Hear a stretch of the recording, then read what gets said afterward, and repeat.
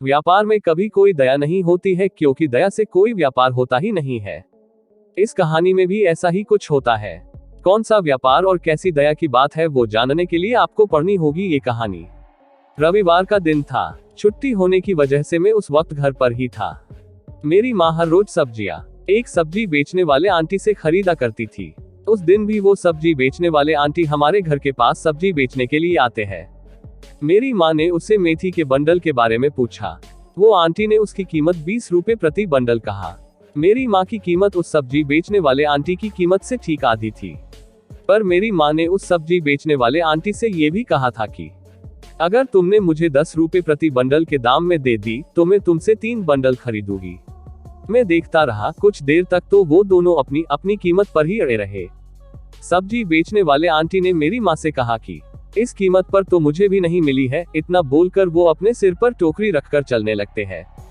थोड़ा आगे चलने के बाद सब्जी बेचने वाले आंटी पीछे मुड़ते हैं और मेरी माँ से कहते हैं कि चलिए 15 रुपए में प्रति बंडल आपको दे देती हूँ। मेरी माँ तभी भी नहीं मानती है और वो अपना सिर हिलाकर उनसे कहती है कि नहीं, 10 रुपए प्रति बंडल देना है तो 2 बना मुझे नहीं चाहिए। वो दोनों एक दूसरे को अच्छे से जानते थे। सब्जी वाले आंटी थोड़ा आगे जाकर फिर से पीछे मुड़ते हैं और हमारे घर तक वापस आते हैं। मेरी माँ भी दरवाजे पर उनका ही इंतजार कर रही थी।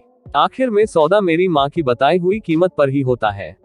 मेरी माँ मेथी के प्रत्येक बंडल को अच्छे से देखकर उसमें से अच्छे 3 बंडल निकालकर अंत में उसे पैसे देते हैं।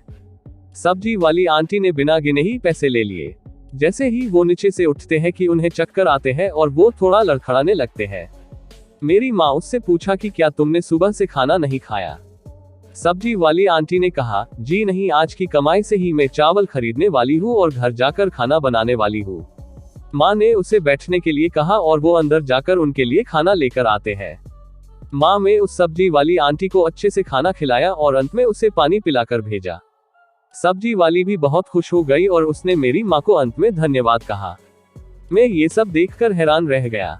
मैंने उसने जाते हुए ही मेरी माँ से पूछा कि आप 5 रुपए के लिए इतना मोल भाव कर रहे थे और महंगा भोजन उन्हें इतनी आसानी से दे दिया।